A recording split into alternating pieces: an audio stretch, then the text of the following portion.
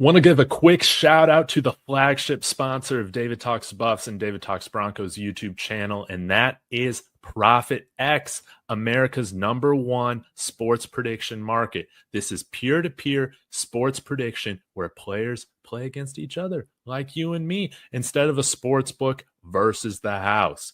You almost always get the best odds on any play that you're looking to make. They operate in over 40 states, including Texas, where I reside. So use the promo code Dave and claim up to $200 in profit cash for all plays in the first 30 days of playing on the site. Terms and conditions apply. Go ahead, click the link in the description, sign up using my promo code Dave on Profit X, and join me on America's #1 sports prediction market. God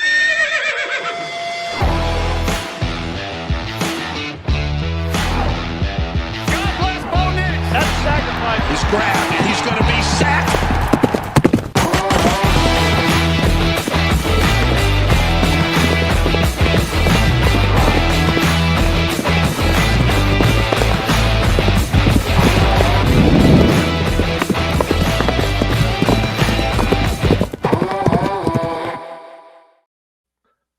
Broncos country. We freaking did it. Hope you guys are still on cloud 9 following that epic comeback. 14-point comeback against the defending Super Bowl champs. I am joined by my friends Cody at Broncos Podcast, Jeremy, Sean, Broncos Unbridled. Marky Sports cannot be live, but he is here in the comment section and in spirit. So y'all, be sure, join the show. Smash the like, subscribe to all the channels, and let's get it going. Yeah, sponsored by Birds of East, Profit X, and OnlyFans. Let's freaking get it. Kodiak, Jeremy, thanks again for joining me. Dude, Kodiak, why don't you kick us off, man? Give us an overall takeaway from this victory, 21-17, that our Broncos got over the freaking Eagles. Well, over the past month or so that football's been back in season, I've been saying that the Broncos felt too similar to last year's team. And I'm walking that back now because last year's team does not get this done, okay? Think about how many chances we had to put teams away. Think about how many one-score games we blew in that time period. But now it was us taking advantage of a team that was vulnerable. Now it was us taking advantage of a team that did everything they could in their power to lose this football game. And it feels nice to be on the other side of these things.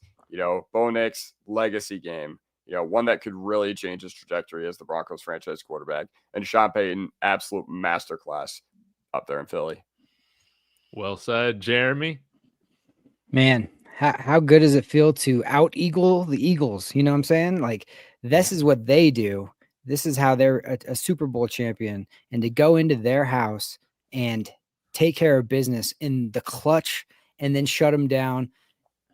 I mean, it's frustrating the first 3 quarters for everybody, but at the same time, to go and answer all of the questions that have been lingering all season long. Bo Nix, can you handle it when the pressure's on? Mm-hmm. Can you make a stop? Can you, put points on the board when you need it? Can you convert? Can you execute? The balls to go for the 2-point conversion was huge, and they didn't flinch. Sean Payton stared across the field, stared up to the booth and saw Vic Fangio up there trying to press his buttons. And he said, "Not today, Vic, we're taking this one home." So yeah, I mean, how could you feel any like that? That's the greatest feeling. Like, I don't think anybody, when we started this season and looked at the schedule, thought that we were going to win this game. Everybody penciled in, oh, that one's going to be tough. It's right before, I think teams are 2-14 before they go to London. Yes. On the road. It's an early game. It's in Philadelphia. They're undefeated. They're 20-21 or whatever they're in the last one. I mean, you couldn't get it any harder, and nobody blinked. So how good does that feel? Dude, it feels amazing. It feels amazing. Like, yeah, this team has turned a corner. I know that in my post game, we got a little bit of, obviously my takeaways. Kodiak heard some of yours yesterday. So I do want to go right back to you, Jeremy, and just get your thoughts on what was going on, what was going through your mind in this first half. Take us through the game a little bit, kind of your emotions and and how you were feeling, man. I know for myself, I didn't feel like we had won that game until the clock hit 0. Oh, even then I was like searching for flags because against the Colts we won it and then we didn't win it. You know what I mean? So, yeah. So, to me, watching that game, I was super frustrated in that first half because when Bo hit Cortland on that long pass down the sideline in the first drive, and it went right through his hands, and then we started to like make the same mistakes and not being able to continue drives and a bunch of 3 and outs. I was just like, oh, if we would have hit that one early, it could have been like last year at Tampa where we just roll after that. I mean, Bo came in, I thought his body language, everybody came into that game looking so confident. And I was like, this is it. Like he's not flinching. We're going. And then when that happened, I was like, ugh, I just couldn't get it. Just couldn't get it. And the fact that they didn't quit and, with all those things, when Talanoa Hufanga tipped the pass and then didn't catch the ball, Right. I was like, for a split second, I thought, well, maybe this just isn't meant to be.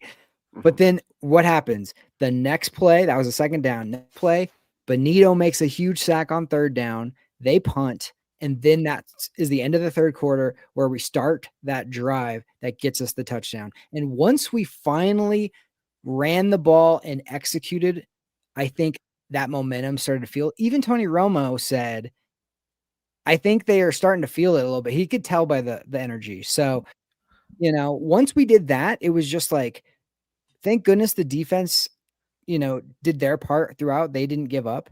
I saw Kodiak's reaction where he was saying, good on them for not, mailing it in. Because, I mean, play against the Eagles on the road for 2.5 quarters and your offense isn't executing. That's so frustrating, right? So, yeah, I was just proud of that. They got a huge stop. Everybody, of course, and it's fine. But a game, we beat the Eagles, and everybody's talking about, nobody's talking about the Broncos. Everybody's like, what's wrong with the Eagles? It's like, it's like, we can't just get some love, but that's fine. That's fine. We'll be under the radar some more. But what happened to the Eagles is the Broncos wanted it more, and we were more mentally tough than they were yesterday. And oh my gosh, anybody complaining about bad calls for the Eagles, spare me. Like, holy moly. They had 75% more than the Broncos. We had so many bad calls against us. And then they're like, oh, do you think that was passing? No. It ended the team that wanted it more won. And that's the bottom line. Mm-hmm. Well said. Kodiak, for anybody that hasn't seen your post-game video, by the way, go subscribe to Kodiak Broncos. What was your state of emotion, man, there going into the fourth quarter? Well, going into the fourth quarter, I was like, I oddly felt a little confident. I think, Mark said the second I saw them stick with the run down 14, I felt confident we could make it a game. And that's 100% what I felt as well. I was like, the Eagles, they kind of look like they're sputtering a little bit. They couldn't get anything going offensively after they scored that touchdown, or Saquon scored that touchdown to go up 17-3, I think it was. Mm-hmm. And ultimately, I was like, man, like our offense has a good opportunity right now, because I was hoping that we could maybe close the gap and maybe walk out of Philly, having it be like a 1-score game or something like that. But ultimately, you score, it's 17-10, and then you get a quick stop. And I'm just like, wait a minute, I was like, okay, when it was 17-10, I was like, man, we're only down by 1 touchdown, but it feels like we're down by 20 points. So then what happens is we go down the field and we score and we go for 2. Okay. Yeah. And then I was like, oh my, it's really on now. And, I kind of forgot that the Chiefs have devil magic on their side. Same with the Eagles, which, by the way, the Chiefs just threw a pick as I am. Dude, let's go. Yeah. It's about to throw the game on here in the background. So let's freaking go. Yep. Let's go. Jacksonville I think they just ran back a pick 95 yards to the house. So that's pretty neat. But when it was happening to the Eagles, I was like, man, they got devil magic on their side. Like, I don't know. We're always the team that loses these games. Spare me the devil magic. We kicked field goal. We have that long sustained drive, which, I mean, Philly, man, they did so many stupid things on that drive. But sometimes it's about the hand you're dealt. And, Bond hitting Harvey in the helmet. zero brain cells. And that's when I was like, man, we could really make this a game. And then Lutz hitting that field goal, 21-17, defense ices it for the rest of the game. Yep. Yeah, I really love that call. I know that there's kind of been a little bit of divide. I'm curious what you guys think too before we get into stock up, stock down. But when you talk about the parallels or comparing to last year, biggest one, beating the Super Bowl champs on the road, man, finishing the job, knowing that we can do it. We should have done it last year. Then also the game management, showing confidence in your team when momentum is going in the direction of your own guys, leaning into that, man, especially on the road. I hated the fact that we didn't go for 2 against the Cincinnati Bengals last year on the road after we tied it up, man. Like, we had at that point in the game, man, we're just lucky to be there. Go for the win. And it completely bit us in the butt playing it conservatively. I love the fact that Sean Payton had a sense for the moment. This is the stuff that analytics they'll never be able to measure, man. The feel for the game, the feel for the moment. He got this one right this time, man. And I love the fact that they went for it. I was hoping that they were going to go for it. And Troy Franklin coming up with a great play right there. Great route and catch. Bo, right on the money. Great play design. And these close losses that we've had, man, it's been frustrating because Sean Payton is a very, very good coach. But I think he's been outcoached in our losses this year. We've seen our team has been undisciplined, and we still got the penalty issues. But in this game, man, Sean Payton outcoached another Super Bowl winning coach, and that's why we brought him to Denver, man. And it's why later on, I'm sure we'll talk about, why I still feel great about them winning the division this year, especially with what's going on with LA and KC. Shall we get into Real quick, stock up, stock down, or Jeremy? Throw up Hydra Ammo's comment here because I have some. This one, the JL Skinner one. No, the latest one, the one the Eagles did the Broncos a favor. Thank you. Yeah. So the thing with that is the Eagles.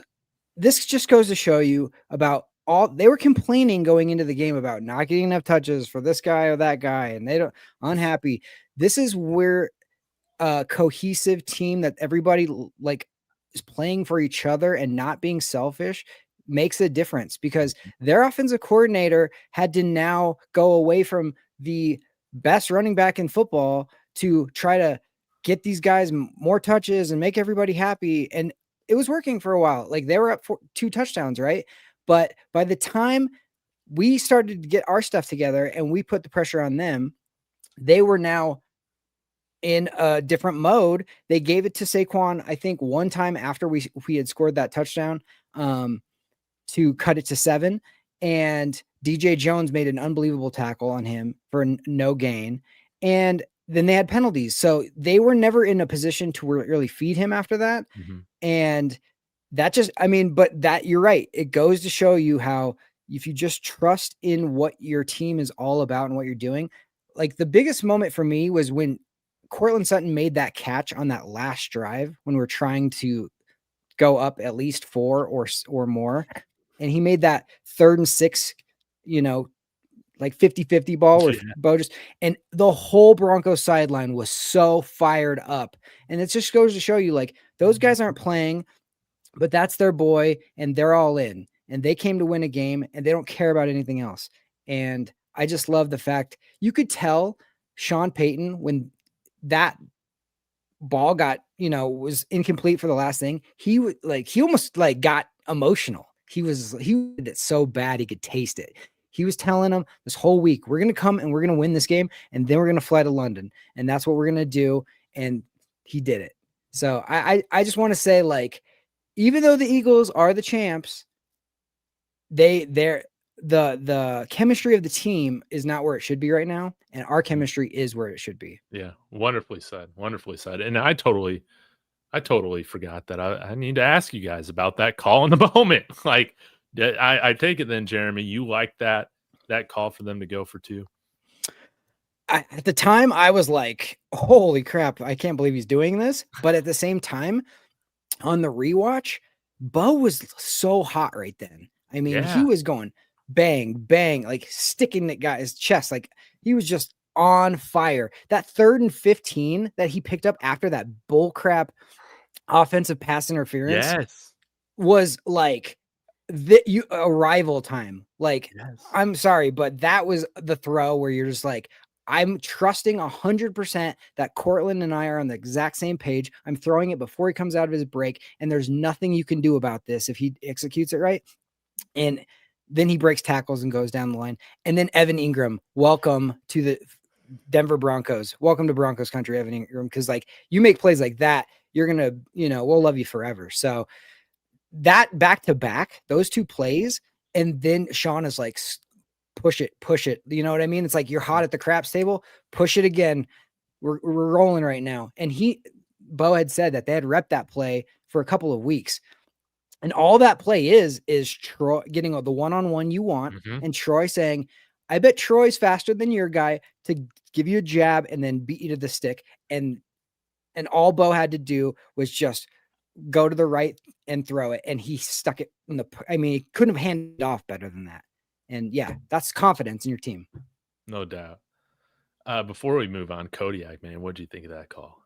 Man, so I'm one of those people that had we gone for it in Cincinnati last year, I would have understood it, but I didn't want them to. But now I've been saying this whole offseason, I did not want them to go for it. And I thought I was vindicated by the fact that they made them punt in overtime. But now you guys have a good counter argument because we went for 2 and we got it. Now, obviously, Troy Franklin last year was not Troy Franklin this year. Right. But still, if you can execute that play with, I don't know, literally anybody else, then that's fine. But you know what? I love the call. And even though I would have kicked it in that situation, I understood it because honestly, that gives you the best chance to win right there. That felt to me like playing for a win. Okay. You could have easily kicked it and played for a tie, but you were playing. You did not go to Philadelphia before London just to eat cheesesteaks. You came in there to go out with a dub. And I love that statement by Sean Payton right there.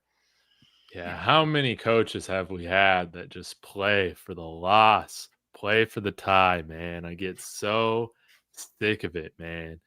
John Fox, freaking Vic Fangio, Vance Joseph, man. All these guys. It felt great. Nate Hackett. Have some confidence. Jeremy, you had another thought? Yeah, I was just to piggyback on that. I was listening to Colin Cowherd talk this morning, and he was basically saying, like, if you want to know what the coach feels about his young quarterback, look at the play calls that he gives him. Does he protect him, or does he let him make the decisions? And in that game, so many times he let Bo, he's like, Bo's going to handle this. Bo, I trust Bo. And there's no bigger moment than when you're either going to go ahead or go behind on a 2-point conversion on the road against the champs to be like, I trust you guys 100%. And if it didn't work out, it still is telling the team, I 100% trust in you guys. So I love that for just that reason. Yeah, it's beautiful, man. I'm so happy to see a coach and a team cohesive and confident in each other. And yeah, there's no me ball, man. There's no me ball. Imagine if there was a divide right now going on between Cortland Sutton and Bo Nix, or somebody not getting frustrated they're not getting enough targets, man. That's terrible, man. No, man. We are locked in. We got the right energy. Let's move on to some round robin, stock up, stock down. If it's all right, yep. I wanna start before I forget this question, okay? Because Hydra Ammo, can y'all speculate why JL Skinner was even on the field at the end of the game? I will say, because man, they didn't want another linebacker on there. Like, I understand that. And actually, Hydra Ammo, this is probably a hot take. Stock up for JL Skinner, and props to Strez for saying he wanted to see JL Skinner in the game. Now, this is where the hot take might be. I thought the pass interference against him was ridiculous. I thought he had great coverage on that play. Call me crazy, but I wouldn't mind seeing a little bit more of JL Skinner out there, especially with how we saw Alex Singleton get burned yet again for a touchdown against Saquon Barkley. Sometimes, man, I guarantee you, JL Skinner's not getting burned for a touchdown by Saquon Barkley. It's not happening. So, yeah, a little bit of a softball right there, but I just imagine they just wanted their best athletes on the field. JL Skinner is one of the best athletes. So put him out there at the end of the game, see what happens. I didn't have an issue with it. But I imagine I'm probably in the minority there. Kodiak, kick us off, man. Stock up, stock down. Who do you got a player? Or do you got a player for us? Yeah. All right. I'll start with stock up. Man, I guess it just feels weird that we keep coming back to this every single week. But J.K. Dobbins, man, we don't win that game without him being able to control the tempo. I guess you could also say the Broncos offensive line, though we are going to be missing Ben Powers until at least December. Yeah. Hopefully we get good news on that front. We'll talk more about that later, I assume. But regardless, the fact that they stayed with the run game down 17-3, that was absolutely fantastic. And I do want to get to one of these comments from Mark. He says, do you guys think we're a little too reliant on J.K. Dobbins? Like, yes, and I think it's pretty legit to say and pretty fair to say that we're not getting a full 17 out of Dobbins. Like, that's just the guy he's never been. But we complained so much last year about Sean Payton not giving these guys the chances to spearhead the backfield, for him, switching it up too often, drive after drive, for him switching it up too often, game after game. Like last year, we would just be like, all right, this is the week Estimate takes over. Then it just never happened. But then we'd be like, all right, it's Javonte this week. And then the next week, it'd be like, all right, now Jalil's running well. We got to give him some touches. But yeah, so stock up J.K. Dobbins. Even though we are not getting a full 17 out of him, like I had said previously, or I'm not going to say that because injuries are very volatile and very fluky year to year. But you got to keep riding him while he is hot. No doubt about it, man. Yeah. I would like to see a little bit less carries for JK here in the next few weeks, especially going up against the freaking Jets and then the Giants. But I like the fact that we rode the hot hand in this game. No doubt about it. Jeremy? Sure. I'll go stock up. Let me go just Sean Payton. Like, some of the stuff he did yesterday was just like, this was his masterclass for this team. Like, He was the one that went out and said, I've only had 6 teams I felt that could go to the Super Bowl. This is the 7th. To say that ahead of time is just shows who he is. He's ballsy. He's bold, and he backs it up. Like, he wants his players to be on that edge just like he is. And I loved him looking Vic Fangio and being like, what do you got for me? I got something for you. Mm-hmm. That play call where he stuck 4 guys on the left and ran, and he just let Bo be like, hit the open guy because there's going to be one. No matter what they're going to do, just figure out which guy is going to be open. And you can even see Bo wanted to go to Evan. Evan was covered. He slid over and made a great throw to Cortland. And that play put us into field goal range to go up 4. And it was just little plays like that when even Tony Romo, who's like, Tony Romo knows how to predict what's going to happen next on every play. Well, even Tony Romo's like, they're going to run it here. And nope, Sean didn't. Sean had some sort of bootleg or some sort of like there'd be a tight end starting to block and then fade off that he'd throw over the top, whatever it was. He just pressed all the right buttons yesterday and just kept them on their heels. So yeah, huge. Not only was a 2-point conversion, but just everything about that game. Sean Payton is huge. I'll piggyback on that in terms of mid-game adjustments. Vance Joseph in the defense, and I will credit Sean Payton as well because I feel like he's involved in everything. But Vance did a great job in the second half. They talked about this, I think, on Colin Cowherd with John Middlecoff today as well. And even Chris Sims was giving Vance Joseph his flowers as well today, saying they're playing a lot of man against Jalen Hurts. They were blitzing a lot, and it made his reads rather easy because he's like, I got one-on-one Devontae Smith and Riley Moss. I can take advantage of that. Or I can, throw a one-on-one ball out to A.J. Brown and get a flag, right? Switching up to mainly playing zone coverage in the second half was huge. It made Jalen Hurts have to think more out there in the pocket. and it led to us getting pressures, 6 sacks. D-Rock wants to shout out the defensive line. You're absolutely right, man. But Vance Joseph saying, you know what? I love man coverage, but this just isn't the right matchup for it. Going cover 3, keeping things in front of you. It led to stalling out that Philly offense, man. And I think it was pretty interesting, man, because they were still stacking the box. And everybody get back off that line real quickly. So the defense performed it to pretty much perfection, man. Outside of Alex Singleton, again, that was one of the man looks we had right there. Saquon Barkley burns us for a touchdown, but Vance Joseph did a tremendous job there, especially in the fourth quarter. There was a 3-drive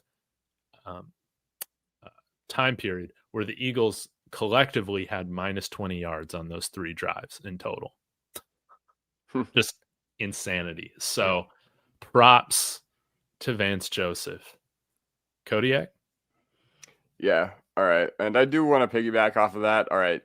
Mark, all right. I guess it's time to talk about right here. And listen, guys, I love Riley Moss. I got his jersey, but listen, I think we got to go with stock down for him. Okay. Although I will say one thing, like it's becoming a little bit of a Herbert situation where we're just like, all right, everything else, whatever. But I did not like some of the positions he was put in yesterday. I thought 3rd and 17 calling press without Benito and Cooper on the field was just ridiculous. No safety help. No safety help. No, like just ridiculous call. Like I can't get over that. So yes, I agree that Moss, you can blame him for getting beat, but he should have never been in that situation to begin with. Agreed. That being said, it feels like that even when he is in those situations, you know, we've had some tough matchups, and I won't deny that. But you know what? It's only going to get tougher. And Riley Moss can only do what's in front of him. And I honestly was just not impressed with what he did yesterday. Not even against Devontae Smith, because once again, hard matchup. But even against a guy like Jahan Dotson, I'm just like, man, the Commanders traded this guy because he was just that bad. They traded him to a division rival after his first year or second year in the NFL. I can't remember which one, but either way, it seems like even Jahan Dotson had his way. And yes, Riley Moss was a big reason why our defense was able to turn around last week after the opening drive. But you know what? There's a reason that a lot of people are unhappy with his play this season. And you know what? Once again, we're seeing that, you know, that arm length surgery, it's going to come up, you know, in January, February, when we're talking about this team through the offseason, what we want to see happen. Man, I want to see Riley Moss have longer arms than me. Is that too much to ask for? Maybe it is, because I'm not a plastic surgeon. I don't know what that recovery time is like. That being said, yeah, we are going to go stock down Riley Moss. Once again, I do think some of the hate is a little unwarranted. I do think that this fan base does give him a lot of guff for honestly not very good reasons. But you know what? Yesterday was one of those days where I was just like, all right, Riley Moss haters, I'll let you take this one. I'll ask you guys this. This was thrown in the comments section too, you know. Should we see a little bit more of Jahdae Barron at this point, man? Like Riley's a tough guy, man, because he's kind of boomer bust in the fact of just like, hey, it can be solid 90% of the time, but it's like when he gets beat, dude, he is beat. He is beat. It's for a touchdown. It's for a big gain. It's for a penalty, something like that. It's always happening like once or twice a game. I am wondering, though, man, when you take a look at, again, this is just, it's PFF, but Riley Moss had 61 snaps on defense. Every snap on defense he played, along with Alex Singleton, I might add. But when you look at Jahdae Barron, dude, only 10 snaps on the field on defense, man. And I wouldn't mind seeing a little bit more of him. See what he can do. And maybe Riley can play a little bit more inside too. Maybe that might benefit him. I'd be interested to see what Jahdae Barron could do on the outside. I know that wasn't his quote unquote, you know, biggest strength, but I think he can do it.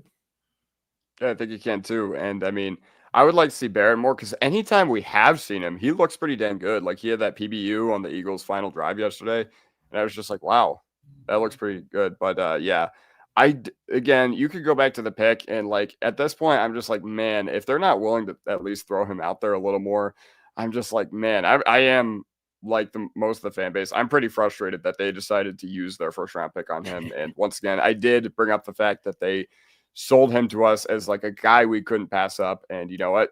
You guys sent that video to me or to the Discord that we all have, which by the way, join link in the description of David's channel. You know, of the Giants being like, no, what Denver all week said that they were going to take this trade we had. And, you know, now they're backing out of it because Jahdae Barron was there. And yes, I do think we should see what Barron has to offer. I want to play him outside for like a snap or two. We should get a good opportunity against the Jets to do it because let's be honest, behind Wilson and Taylor, I'm not really respecting any of their weapons. But yeah, overall, it is time to see more Jahdae Barron. You know what? We did see him, you know, creep down into the box yesterday, and that was part of the versatility that the Broncos very heavily coveted. So yes, more looks with Jahdae Barron, absolutely. Even if it's not at corner, I don't care. Like quite frankly, so yeah, that's how I'm feeling. All right, Jeremy, stock up, stock down. Let me just piggyback on that. Just real quick. I think people are forgetting how bad actual bad cornerbacks are. Riley Moss is not a bad, like he's in the toughest position you could possibly be in, because to go against our defense and you got Patrick Surtain or Riley, which one's going to get the targets? Who are you going to try to like scheme up? You're going against Jalen Hurts and Devontae Smith, for God's sakes. Like these are like premier players in the world, you know what I mean? So it's just like to say he gave up a couple passes. Okay, yeah, he did, but like he was still right there and he's not getting burned. You know what I'm saying? It's not like where was the cover? Like remember when certain people went down last year, Riley Moss, and how the whole defense completely looked totally different? That's the type of thing that you can fall off to. And I think people are forgetting that. And I'll say one thing about Jaquan McMillan and Jahdae Barron real quick. On that final drive, the thing that I like the most about Riley Moss is even if he gets beat, as soon as they catch the ball, they're getting tackled immediately.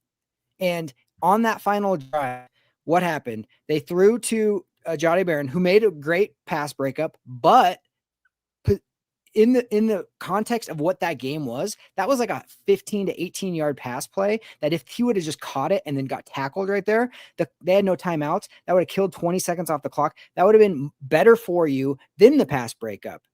But I mean, I'm not going to fault him for that. His job is to break up passes, but I just saying you can make that tackle and because right away and he's down.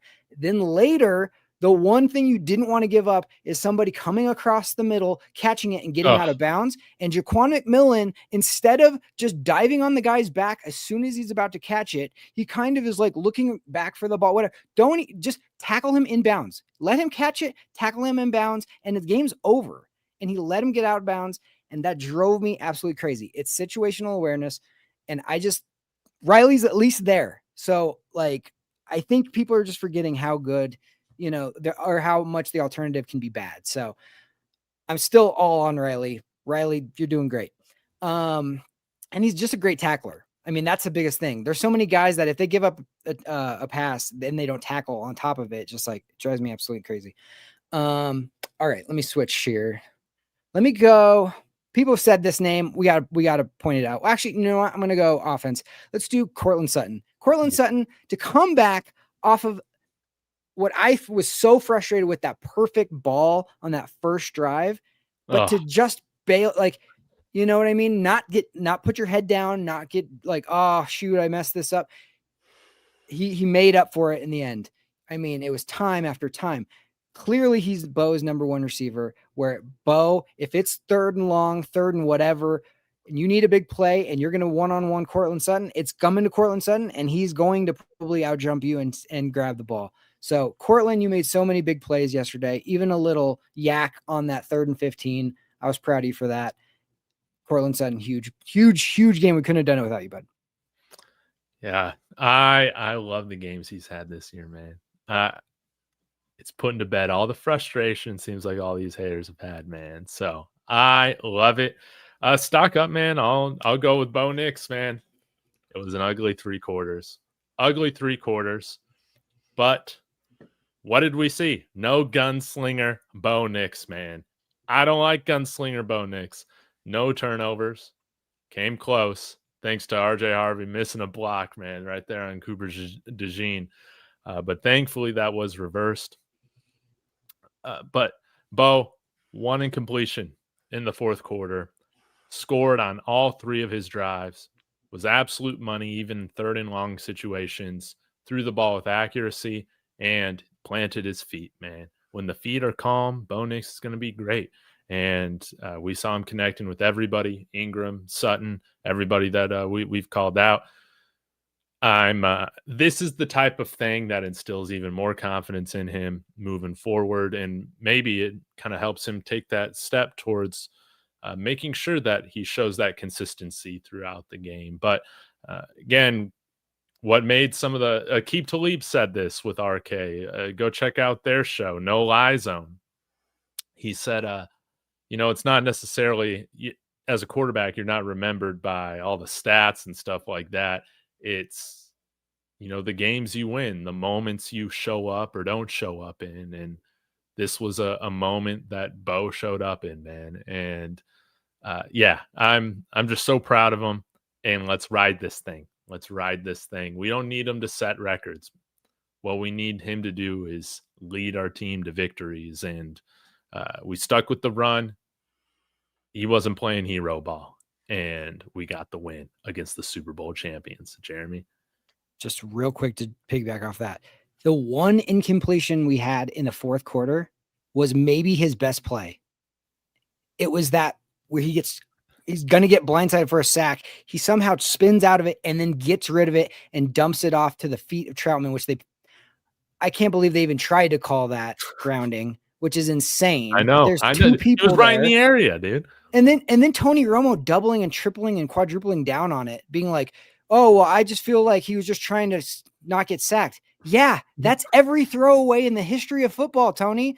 That's why people on a screen pass, if it's covered, they just throw it into the ground because they're trying not to get sacked. Like, that's every single time. But the athleticism and the frame of mind to be able to keep your body and to get rid of that football and to get it out far enough for it to not be that basically saved us from having to punt and being in super 3rd and whatever long it would have been, and got us to that 3 points that we needed to go up 4.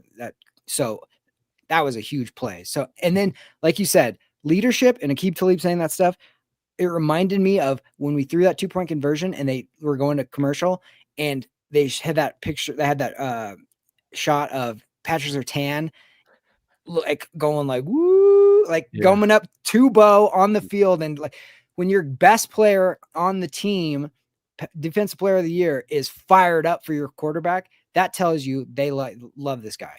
So, no doubt about it. All right, let's go one more round of stock up, stock down. Kodiak, who you got, man?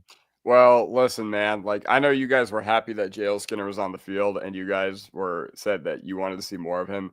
That was almost disastrous. Like that was almost a Forsyth level game. So the reason I think he was on the field is because A, he's athletic, B, he's 6'4", 220. So I understand the thought process of wanting him on the field in that situation. That being said, in that situation, I'm going to either Locke or Abrams drain, even though I wasn't happy, even though I was Locke's biggest hater last year, as you guys remember from this offseason, which, by the way, Hufanga, absolute demon. So good on the front office for upgrading at that position.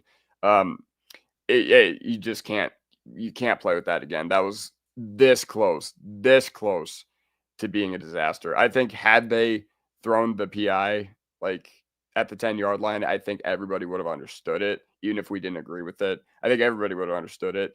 But overall, yeah, that was almost disastrous. So once again, I'm hoping in that situation that we can just see somebody else next time, because you know what, that was almost really bad. It was almost really bad. All right, I got stock up JL Skinner. Kodiak's got stock down JL Skinner. Jeremy, before you go, break the tie. All's well that ends well, stock up. Valid. All right. Now, but I will say, wasn't the pass interference that was right before the non-pass interference on him as well? And I think that was a bad call personally. When they showed the replay, their feet get tangled, which that's incidental. That is not purposeful. They should have not called that. Now on the last one, I also didn't think it was pass interference. Like, I think they were both hand fighting, and he back shouldered it too much. He wasn't going to be able to get back to it. It was too late. And the ref saw that, and that was it. But like, of course, the Eagles are like, can you believe it? It's like, yeah, we've gotten screwed all game. I can totally believe it. What are you talking about? So yeah, no, Skinner, I'll say this. To have to go in cold like that in the most crucial part of the game, and to be able to like at least battle the way that he did, stock up. But you know, that's very gracious stock up. All right. My last one, I'm going to do, let's just call it what it, yeah.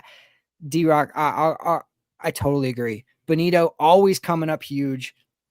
I mean, he's become, when we drafted him, he was like that tweener kind of guy. He's like, oh, maybe you can rush the passer, but he's not going to set the edge, and he's kind of going to be the situational.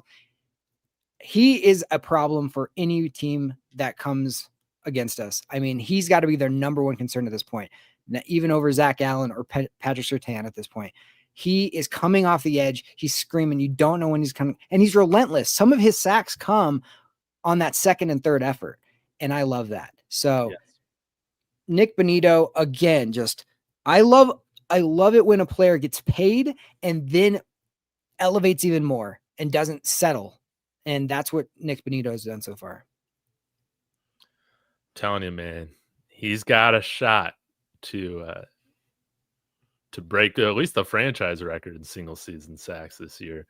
But right now, I think he's on pace for 24, which the record is 22 and a half, I think. So he's got a great shot. Maybe he can get 3 against the New York Jets this week. We'll have to see.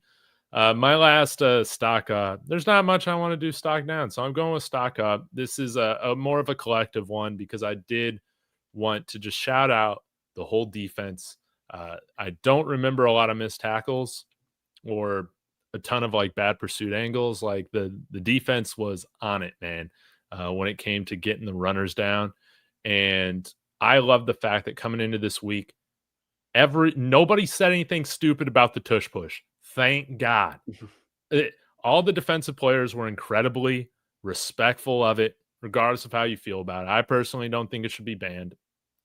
What you need to do, and this is what the defense echoed, is that you got to stop them, man. And you got to make sure you don't put them in position to use that play. Philly didn't have one tush push play yesterday. That is insane. That's total insanity. And the defense needs to pat themselves on the back and do it again because I don't know what their average third and fourth down distances were, but it was third and mid. It was third and long. They weren't able to use that play at all, which is one of their huge strengths in winning these tight football games. And I'm just so proud of the defense, man, that the tush push factor, we're not even Kodiak. We're not even here bitching about why didn't we sign Desmond Watson for this game. Is that crazy? This is crazy. Even though, once again, during draft season, I was like, all right, tush push stopper. But apparently he's too unhealthy to even be on the field. So maybe he shouldn't play for a team that trains at 5,280 feet above sea level every day. Oh, yeah. Alex Singleton. I did have this one. So, Jeremy, maybe I just, I'm curious, unless you had it for hold your horses or giddy up. But no. Hold your horses or giddy up, man. Should the Broncos bench Alex Singleton once Trey Greenlaw's back? That's not even a question. That's not even. So you're giddying up to that. Absolutely. I mean, at this point, I would want to see what, the practice squad guys have, because all the big plays came on Alex and the touchdown on Alex. Well, both touchdowns were on Alex. The one was set up by a ridiculous Patrick Surtain pass interference call. But if you needed to make a big play, if you're the other team, who's Alex Singleton covering, throw it to that guy. And then even the funniest comment maybe yesterday of the whole game was Tony Romo going, Alex Singleton's just a little or just not fast enough. Yeah, that's right. That's the understatement of the year. He's just not fast enough, unfortunately. And I mean, he's playing his butt off. He's giving full effort, but it just is what it is. Mm-hmm. Mm-hmm. Yeah. Although I do want to interject. Mark said a good point. It's something I said early on in the show. 2 calls I had a huge problem with yesterday were Singleton one-on-one, Saquon touchdown. Should never, ever be in that situation in the first place. And then the 3rd and 17 pressing should never be in that situation in the first place. Other than that, he was in his bag. But yeah, I'm willing to kind of give Singleton some leeway there. But once again, it's on a bunch of other people for making us be in that situation to where we had to have him out there. So yeah. Mm-hmm. You're saying at this point they should know his limitations and game plan around them as opposed to just trusting him to make the play. Yeah. And I agree. This is like college football fans will say, oh man, it's favoritism. That college football fans love throwing that around. Man, it's favoritism. But man, you feel like Alex Singleton's got some dirt on somebody in the coaching staff, dude, because it's crazy. Not the fact, dude, that he's still playing. Like, that doesn't surprise me. He's a captain. But this dude was on the field for every single defensive snap last week. Yeah. I mean, there is kind of favoritism. Like, this coaching staff does get a little odd when it comes to that stuff. Like, we saw favoritism last year with Javonte, who's having a heck of a year with the Cowboys, so pretty happy for him. But he was bad Yeah, but he was bad for us last year. Like, there's no other way around it. He got favoritism. And then Lil Jordan Humphrey, a guy who people will swear on Twitter that, he made some great blocks. I don't care how good his blocks are when he's turning the football over on the first drive of every game. So those guys both got favoritism, and we've seen it with this coaching staff before. But ultimately, favoritism does not run you very far because Lil Jordan Humphrey, Kroll is another guy who I think got favoritism, and Javonte. 2 of those 3 are off the roster, and Kroll's not going to be on this team next year. Kroll might not. Well, if he comes back from IR, I guess they're just releasing him. So, but I guess he's done for the year, yeah? Well, I think he's only out for a month because he had like a foot. I think he had the same thing Sanders had, but I'm too lazy to fact check that. So if you guys are in the comments right now, I don't think it's a long-term injury because I don't think so they're not. Are they putting him on IR, though? They did put him on IR, but I don't think he's out for the year. Dude, just stay there, get your check. Jeremy, did you have any hold your horses, giddy up takes? Yeah, let's go through them real quick. Yeah. All right. This is to you guys. Mark, answer in the chat. Well, you already answered this in the chat, so it's the same question. Oh. This was the Denver Broncos' biggest win in 10 years since Super Bowl 50. Let's go with David first. Giddy up, absolutely. Again, maybe you could argue Buffalo or the first Kansas City win, but man, those teams are going nowhere. Lame duck quarterback. This means so much, especially when you look at year 1 of this era. Last year with Bo Nix as a rookie quarterback, man. So yes, it is the biggest win we've had in 10 years. Yes, I might be overreacting to it, but 13-4 is still on the table, baby. 13-4 is still on the table, and you needed a win like this to catapult the team towards that. So yes, I gotta say it. Alex? Giddy up, especially because there's 4 that I can think of. 2018 at Chargers, then 2018 against the Steelers, which, I mean, those teams, the coach got fired at the end of the year. Keenum got cut at the end of the year. And then 2 years ago, I mean, David said the same thing. Buffalo and Kansas City, like, maybe you could make that argument. But once again, our core wasn't established yet. And now it's year 2 for most of our core with this team. So, yeah, I'm definitely getting up. Like, there's just no other way, especially because we have legit expectations this year. Sean Payton, he talked all offseason about the Super Bowl, whatever. And for a while, that did look a little silly, but man, did we turn up in a big way. So, yeah, giddy up. Totally agree. It's been previous years. We didn't have ownership. We didn't have a GM. We didn't have a coach, and we didn't have a quarterback, just depending on what year it was.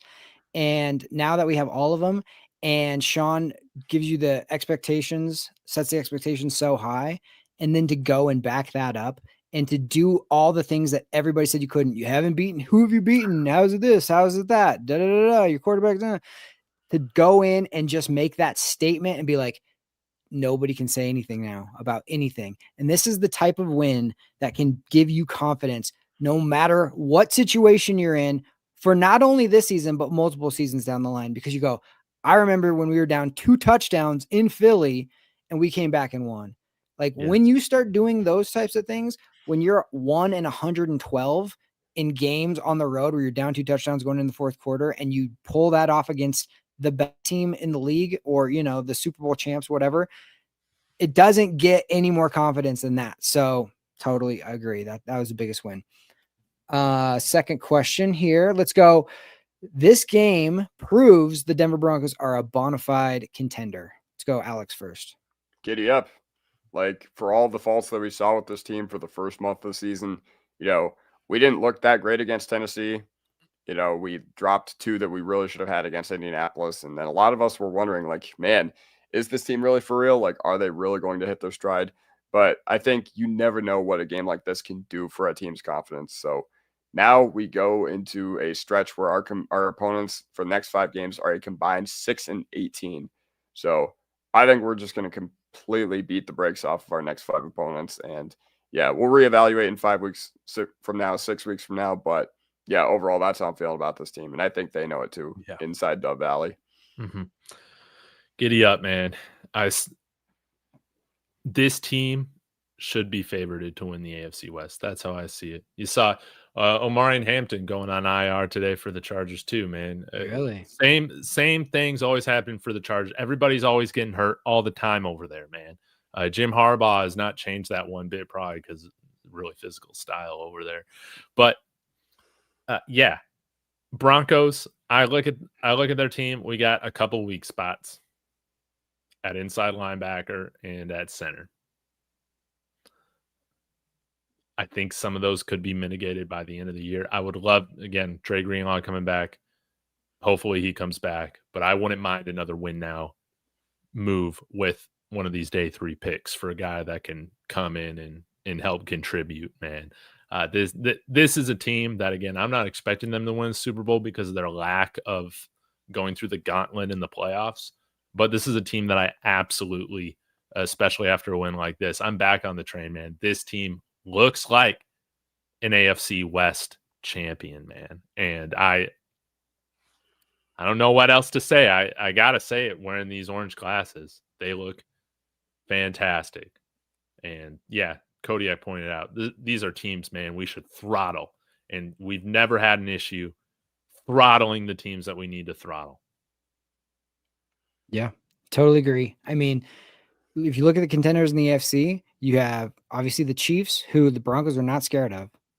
You have the Chargers, who are now dealing with injuries, like you said, and we've been up multiple times in their house. So I think that once you get over that hump, I think you really are going to have no fear. Baltimore is not Baltimore anymore with that injury. Yeah. And, then you got like the Bills, and you've played them.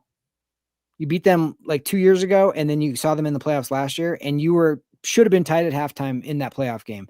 So yeah, I totally agree. I think, this is the type of win that can really just, you can go from hoping to like believing, like true, yes, deep in your heart, like believing that we can beat anybody now. Okay. So last one up, I think Alex already answered this, but there is a streak coming, a win streak coming these next 5-6 games. David? Yes. We should absolutely take care of these teams. And I will say, on top of that, I'll giddy up. I know it's a little off topic. We will take care of these teams. No doubt in my mind we will. But I said this year we're going to sweep Kansas City as well. I think we're going to do it, dude. They don't hold that mental advantage over this team, man. This team is not scared of Kansas City, and we showed that last year, man. Like, that loss in Arrowhead is going to stick with them, dude. Like, and you see, man, Jacksonville's like one of the fakest 3-1 teams there is right now in the NFL, dude, and the Chiefs are struggling with them. Trevor Lawrence looks like Caden Salter at quarterback, dude. It's ridiculous, but they'll probably still end up winning, dude, because the Jags are the Jags. But yeah, this is Denver's division, man. This is how I feel, man. If they're able to play up to their potential, they can do it, and they finally did it against, in my opinion, the best team in the NFL. Granted, they win ugly, but that's how I feel about them. All right. And then I think Mark had a quick one. He had a. Oh, for real? He had let's talk pull about his that. up. That was a good question. I'll try and find it. It's Giddy up or hold your horses. Oh, Yep. Here we go. There you Ben go. Powers' injury is more significant than we all think. Who wants to take this one? Actually, David, you should start because you never get to start these. Okay. I will say hold your horses, man. Hold your horses. Ben Powers is a good guard, but I trust Matt Pert. I trust Matt Pert. He played well last year in spot duty when we needed to see him with Garrett Bowles out, and he cross-trains at both left guard and left tackle. We got preseason data to go off of, but he performed well there, man. Second year in the system. I don't really have much concern about him at left guard, especially with the schedule that we have right now. So, yeah, I don't want to see Luke Wattenberg go over there with how inconsistent he is. Maybe you put Forsyth over there, like that's fine, but I trust Matt Pert, so I'm not freaking out too much. Kodiak? I got to get you up with this one, man. Mainly because, okay, we have a 3-year sample size of this offensive line being very, very good. Okay. Mm-hmm. And 4 out of 5 of these guys have been with the team since the beginning of 2023. Powers is a part of that. And, you know, my least favorite word in the NFL is the C word, continuity. Okay. Because honestly, it's copium for all these fan bases that, you know, the Giants, you know, they were just like, all right, should we fire our GM, fire our head coach? That has been, you know, one of the worst regimes in NFL history. No, we got to keep them around because of continuity. But I think for our offensive line, there is something to continuity because we have a 3-year sample of them pass blocking very, very well. So, yeah, I think it's a very significant injury. I think, you know, losing any of those 4 guys is Bowles, McGlinchey, Miners. I think those all have been consequential. Not that, I mean, if you are going to lose one, you got to lose Powers, but it's still not good. It's still not good in that situation. But yes, because of how well this offensive line has pass blocked all year. Granted, the Eagles did get theirs on some stunts yesterday, but for the most part, Knicks has been kept very clean. So, yes, I think that it is more significant than we all think it is. And also, I don't care about the preseason. We saw Palczewski look awful in the preseason, like as an offensive lineman. So, I think it's got to go both ways there. Like, Palczewski obviously isn't terrible. We see him every week play really well. So, yeah, if Parrott proves me wrong, then fantastic. But giddy up. I agree with that. I think it's giddy up as well. I think Powers looked really bad in the preseason, like you said, and then I think he's played a lot better in the regular season. So, yeah, totally echo the same things you just said. It's the same guys that have been in front of Bo, this, you know, for his whole career basically, and it's going to be interesting to see there's going to be adjustments. But I guess if you need to break somebody in, now's the time to do it. It's a good stretch, and you might pay dividends down the line if somebody else goes down. So who knows why things happen? He's not done for the year, and you know, maybe we can use this time to get somebody else up to speed and really get that swing guard. So it was preseason, but one of the surprises, man, like I think we all thought maybe, you know, that Calvin Throckmorton was going to make this roster. So and then he got hurt. Then he got a season-ending injury, and that was sad. I thought he looked pretty good. So maybe we'll see him elevated to the roster. Who knows? Dang, it looks like KC took the lead, man. Dang, this sucks. It's okay. Trevor Lawrence got us. Trevor Lawrence has us right here. Dude, let's go, Trev. I think. Oh my God, they kicked it out of bounds. What more? Oh my dude, Justin Harrison Bucker, dude, get in the kitchen. Remember they did the same thing to us. They did the same thing to us last year in Arrowhead. Remember with our game tying drive, they kicked it out of bounds, so we started at the 40. Wow. Yeah. Dude, what a moron. All What a right, Travis moron Hunter. Harrison Bucker is, dude. Can't stand I like that. Harrison Bucker. All right, Travis Hunter masterclass incoming. Let's go. Let's go. But man, Trevor Lawrence, dude, this guy doesn't see the field. At least while I was watching the first half, man, he was running past the sticks, throwing it. He was he had some terrible reads where he was just not taking what was ahead of him, throwing bad, or that fumble at the goal line was ridiculous. And maybe we gotta respect Dabo Sweeney, dude, because Dabo Sweeney had this guy playing at a level to where he was the can't miss guy. He was the next Andrew Luck. Look at him just roll around. I don't know if my broadcast is ahead. Yeah, you are. I can't believe that was a 5-yard gain. But regardless, no, I thought, like, side note, I thought it's so unfair to put those expectations on an 18-year-old and then one who regresses every year. And whenever you bring it up, you get accused of prospect fatigue. But that's another discussion for another day. Oh, yeah, we didn't even cover the Jets preview. Dude, the Jets suck, dude. We should absolutely beat them, man. Where's So, I don't Eli know- Betts? I need his opinion in here. Yeah, we need Eli in here, man. I know he stopped in at the beginning Yeah. just to know what it feels like to, be a fan of a winning team. But yeah, man, this is a team that we should absolutely destroy. Yeah, these London games are weird. So you can't get too ahead of your skis here. So now we're in that. Now that you've won this game, now you can backslide a little bit where you're like, oh, it's only the Jets, it's only the Giants, it's only blah blah blah.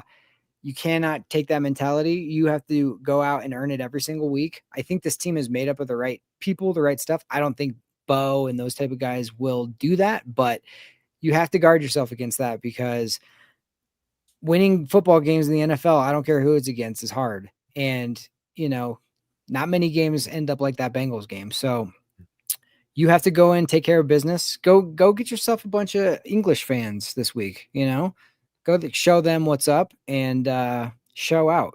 That's what the Jets want to quit at this point. So give them good reasons to, and let it be done early. Their defense looks absolutely awful, man. Like, I don't know. Every single time I watch the Jets play football, they just look worse and worse on the defensive side of the ball. Huge catch right there by BTJ. Let's Dude, go. that was insane. Let's go, BTJ. I'm trying not to spoil it for you guys, so I'm trying to poker face it.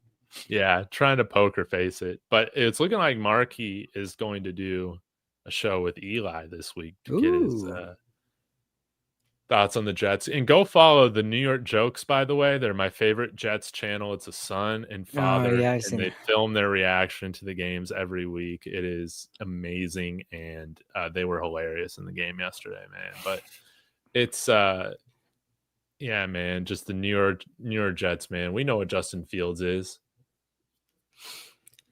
Yeah, I thought that honestly they had a really good game plan against Jalen Hurts on the way that they pass rushed him to get 6 sacks and to not go around the edges very much. Like they were like, we are going to collapse the pocket and not have any run lanes for him was so smart. We did that against Aaron Rodgers when we had Vic Fangio one year, and it was like masterclass. I figured it's like we for a long time after that, Aaron Rodgers struggled when people like adopted that principle. So now you're going against Justin Fields. Really, I'm only worried if he can beat you with his legs. So, spy more him. Zone this week? More zone, you think? Spy him, do whatever you need to do. Yeah. Maybe we can get Barron in there for that. But just don't let him make some crazy plays, extending third downs, and, stop the run and run the ball some more.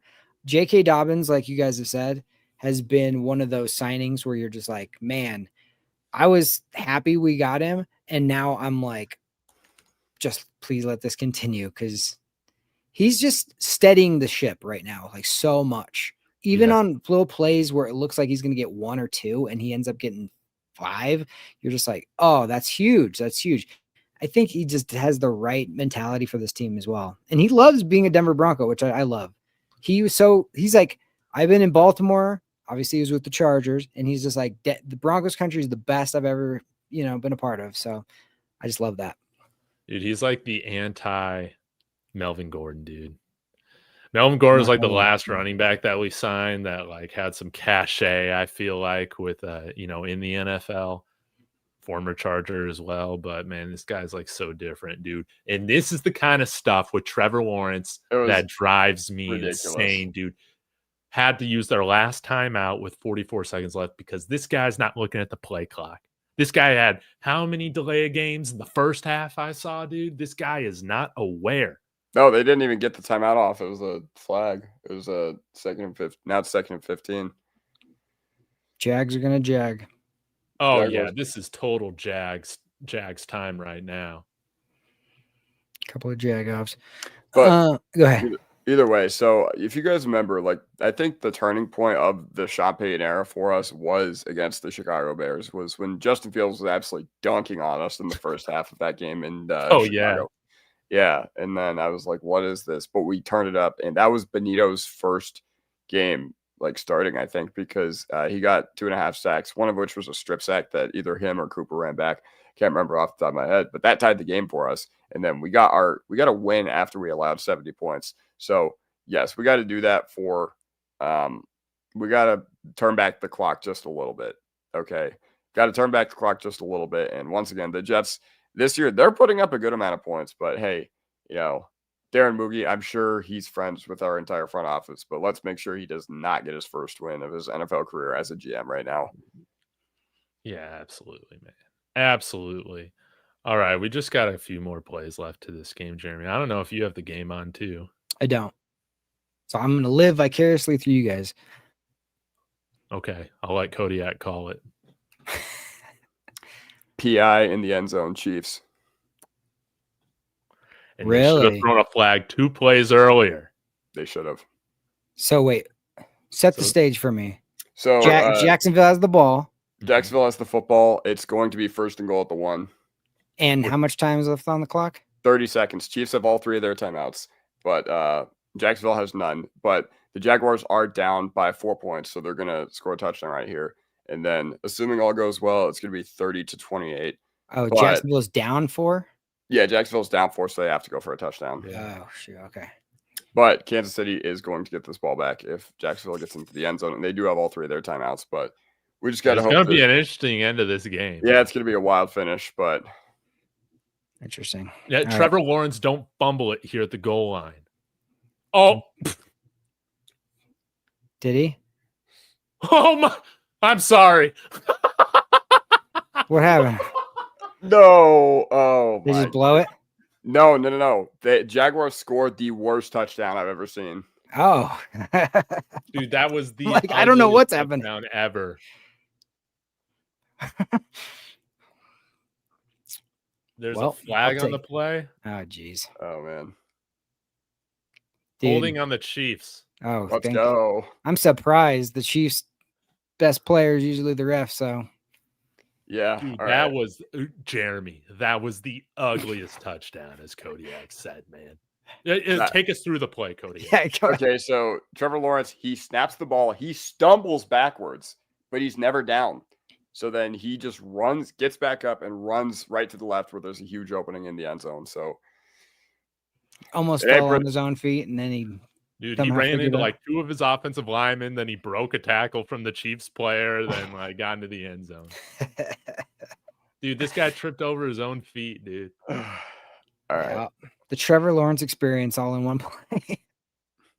All right. He tripped over the guard's foot. Oh, yeah. He got stepped on.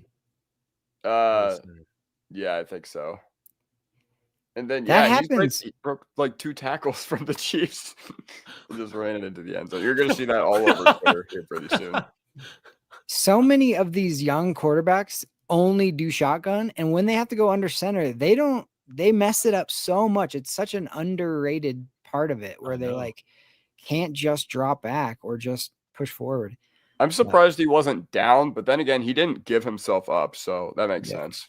And he didn't get tackled. So touchdown, Jesus. Man. Did they kick the field goal? Or they did. They did make the extra point. Okay, so now it's 31-28. That's a Chiefs big. have all 3 of their timeouts, but there is 23 seconds left in the game, and then you got to assume that. They have all 3 timeouts. Now, Now, Yeah. do you go Darren Rizzi and actually kick off to him, or do you put it through the back and put it at the 35? Yes, because you're going to burn at least a couple seconds off the Yeah, clock. that's true.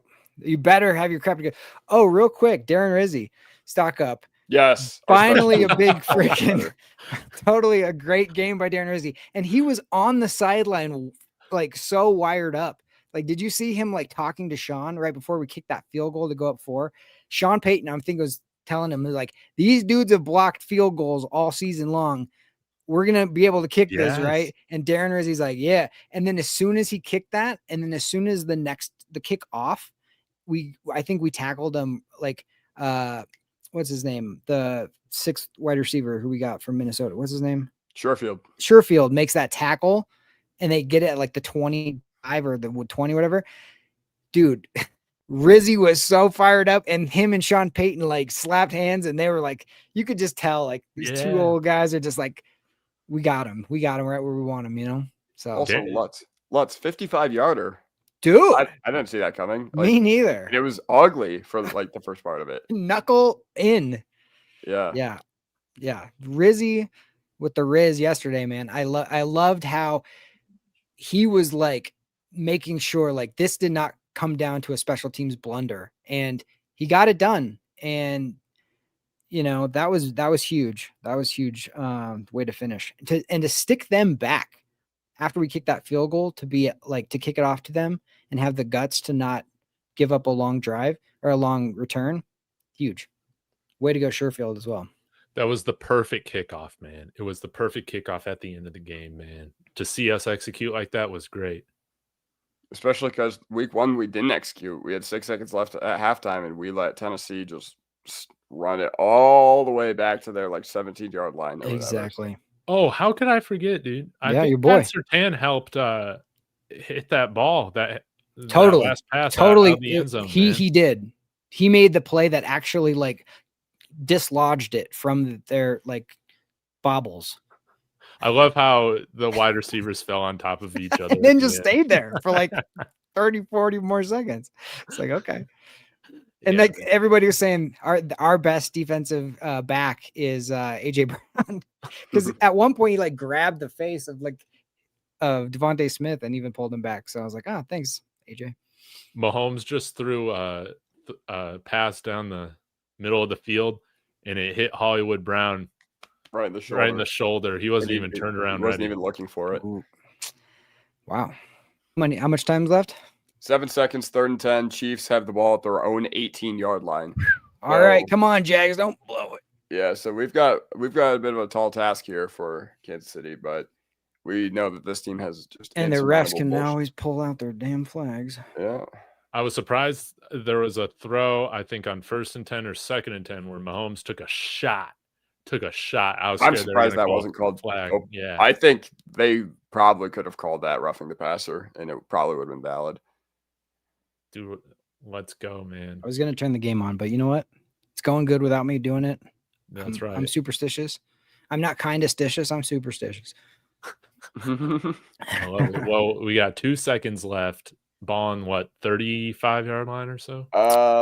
Like 32, I think. So, unless there's a penalty or a touchdown, they're not gonna have enough time to stop the clock and kick a field goal. It's on the KC 28. Okay.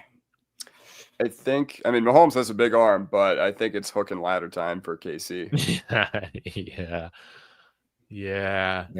Oh, they're going to take a timeout. They better have Travis Hunter on the field, man. Nope. They didn't even have him on the field for that play. Come on. They probably got BTJ on the field instead of Travis Hunter. I'm like, what are you doing? Dude. I wonder, will they try the Hail Mary from here? I don't know. I was wondering why we didn't have Sutton on the Hail Mary attempt. Interesting. That's a good point.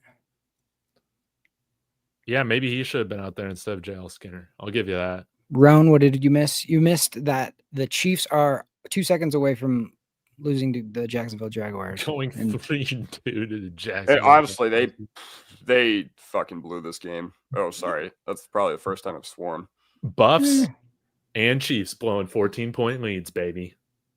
Dude, if they lose, that means Broncos beat Philly, and KC would lose, Chargers would lose, Raiders would lose. Mm-hmm.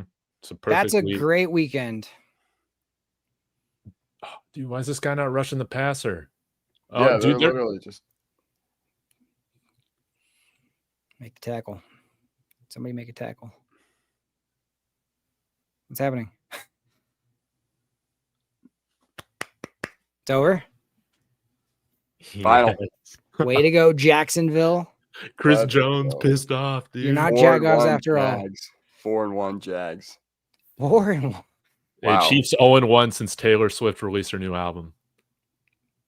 That happened? All about Travis Kelce. The life of a showgirl. Something like Yeah. that. All she's talking about is Travis Kelce's penis. Seriously? Yeah, it's stupid. Glad I missed it. Yeah. So they're sad songs, what you're saying. Yeah, man. So, man, this is great. Let's Dude, go, Monday night. dude, Jacksonville did everything in their power to lose this game till the final drive. And even then, they tried to sell it. Man, is all we're going to get on primetime just absolute bangers besides when we played Cincinnati? That was a banger for me. Me too. Yeah. And I was in the building, which was even better. Man, that was so exciting to be on a Monday Night Football game. I hadn't been there for so long. I'm so jealous. All right, guys, I got to shut this thing down. Thanks for Before we everybody go, sticking it out. Kodiak, any words on your channel, anything? I'm going to put out some content as I do every week, so check it out. That sounds great. Jeremy, you too. I'm going to be doing some content, what the kids are calling content. I'm going to be, I don't know. I don't think I'm going to be doing anything until next week. Hopefully it's going to be an interesting 7:30 in the morning Mountain Time. Like, thanks a lot. I was at a wedding this weekend and I was talking to a friend of mine and we were like, how about we just have a super late England game and have it normal for the actual fans of of football? Why do we have to have it at 7:00 in the morning? That's what the UFC does. Yeah, exactly. Like, who are the real fans? Who is really paying paying for all the stuff? It's the fans here. So yeah, I'll be up early. We'll see if the game, it will be weird to do a instant reaction for breakfast, but who knows? Hopefully we'll be celebrating another 3 in a row here. Yes, let's get it done. Broncos were amazing. Thank you guys again for joining. Everybody in the chat, you're the MVPs. The Chiefs suck. Go Broncos.